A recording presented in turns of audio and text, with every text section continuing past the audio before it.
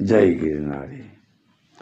अपने 4 युग की बात करते हैं, सतयुग, त्रेता, द्वापर और कलयुग।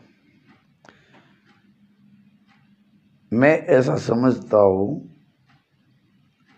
कि सतयुग यानी सतयुग के अंदर 4 वेद चलते थे। बाद में दूसरा युग का नाम है त्रेता, यानी त्रेता युग में 3 वेद चलते थे। बाद में तीसरा युग आया द्वापर। द्वापर में 2 वेद चलते थे। कलयुग में 1 वेद चलता है, उसका नाम है सामवेद। नाचे कूदे तोड़े अपनी टांग, उसको दुनिया माने। इसलिए आज आप कहीं भी देखो, चाहे कथाकार हो, चाहे भजन वाले हो, चाहे लोक संगीत वाले हो, यानी सब ऐसे ही संगीत में कथा करते, संगीत में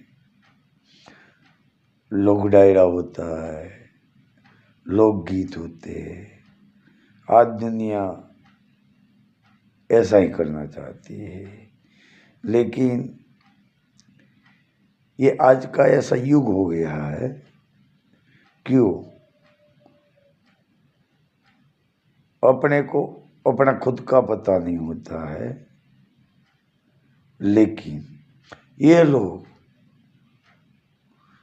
जो ये ज्ञान बताते हैं वो 2 कोड़ी का है। जो कोई संत या सदगुरु जो अपने को समझा देवे कि ये सब चीज कली काल में क्या हो रही है, लेकिन ऐसा मिलना मुश्किल है। क्यों? कि जो सूरज की एक ही किरण की रोशनी अपने को मिल जावे तो कमरे में जो बैठते हैं तो भी उजाला हो जाता है। लेकिन आज लोग माया मोह के पीछे इतने अंधे हो गए हैं, क्योंकि अपने कभी कभी विचार करते हैं कि ये क्या हो रहा है। हाँ, मेरा मानना है कहीं कहीं कोई ज्ञानी तो होगा क्या, तो आपको अच्छी तरह से ज्ञान दे सकता है, क्योंकि भारतवर्ष है, ऋषि मुनियों का भारत है। लेकिन ऐसा मिलना मुश्किल ही है, लेकिन प्रयत्न करने से जरूर मिल सकता है। लेकिन जो आज ज्ञान बोले ये धर्म में ज्ञान है, उसमें ज्ञान है, बात सही है, नहीं? लेकिन ज्ञान कोई नहीं दे सकता है। कोई विरला संत हो तो ही दे सकता है, लेकिन ज्ञान नहीं देते, वो इनफॉर्मेशन देते, यानी प्रवचन करते। दूसरों के जो वाक्य होते हैं उसको अपने बताने लोग आते हैं, लेकिन खुद का अभिमान ऐसा होता है कि मैं ज्ञान देता हूँ, लेकिन ज्ञान नहीं है। क्या दूसरों ने जो प्राप्त किया था वो बात अपने को कहते हैं, लेकिन उसमें इतना मिर्च मसाला मिला देते हैं और अपने को इतने पाखंड में, प्रपंच में ऐसे ले जाते हैं, क्योंकि इंसान इतना उलझ जाता है कि धर्म क्या है, ज्ञान क्या है, और उलझते उलझते अंधश्रद्धा में चला जाता है। अंधश्रद्धा में जो चला जाता वहां से पाखंड शुरू होता है। आज ज्ञान मिलना मुश्किल है और ढूंढने वाले भी कोई कोई मिलते हैं, लेकिन जो मैंने अनुभव किया है, यानी जो मैंने भारतवर्ष में भ्रमण किया है, क्या कोई बोलता है 60 बरस से भगवत है, कोई बोले हमको 50 साल हो गया। तो ये खुद की बात तो नहीं करते, दूसरे के दृष्टांत देते हैं। हाँ, दृष्टांत देना कोई गलत नहीं है, लेकिन उसके विचार पर जो चलते ही नहीं है। जब ऐसे संत हो गए, ऐसे ऋषि मुनि हो गए, कोई ऐसे महापुरुष हो गए, उस वाक्य से सुनने से क्या होगा, जीवन में उतारना पड़ेगा। जब उतारोगे और वैसा ही आप जीवन जीना शुरू कर दोगे तो आपको पता चलेगा। तो ऐसा पता चल जाएगा कि जैसे अपने भूख लगी थी और अपने भोजन पाते हैं तो भूख मिट जाती है। तो ऐसा तरह से अपने ये बताए हुए का अनुभव करते हो और खुद ही अपना लेते हो तो आपको पता चलता है।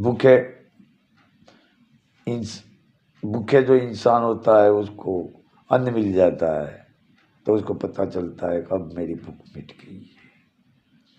तब जो ये ज्ञान का रास्ते में खुद जो लबज बतलाते वो खुद उतार ले, लेकिन आज उतारने वाले नहीं है। आज पाखंड फैलाने वाले है, बिजनेस कर दिया है लोगों ने, किसको क्या समझावे। समझने के लिए लोग तैयार ही नहीं है और समझाने वाले भी तैयार नहीं है, क्योंकि खुद माया मोह वैभव छोड़ दो, त्याग करो। लेकिन वो उसके पास जो वैभव होता है, जो चीज़ों होती है, राजा महाराजा जैसा सुख सुविधा होती है, और खुद ही जो त्याग नहीं किया वो त्याग कैसे कर सकते हैं। लेकिन ये बोले प्रेम करो, प्रेम कैसे होता है? प्रेम निस्वार्थ है। क्या सुर नर मुनि की वही रीति, स्वार्थ बिना न करे प्रीति। जब ये जो मैं दोहा बोल रहा हूँ वो सत्य है, निस्वार्थ प्रेम। लेकिन निस्वार्थ प्रेम आप कर ही नहीं सकते हो। क्यों? कि सामने वाले को भी स्वार्थ होता है। क्या आप निस्वार्थ प्रेम करोगे, लेकिन सामने वाले व्यक्ति का जो स्वार्थ पूरा नहीं होगा तो आपको जरूर छोड़ देगा, क्योंकि उसका जीवन ही स्वार्थ में है, दमदल में ही है। कोई बोलते हैं मेरे को परमात्मा प्राप्त करना है, मेरे को ये प्राप्त करना है।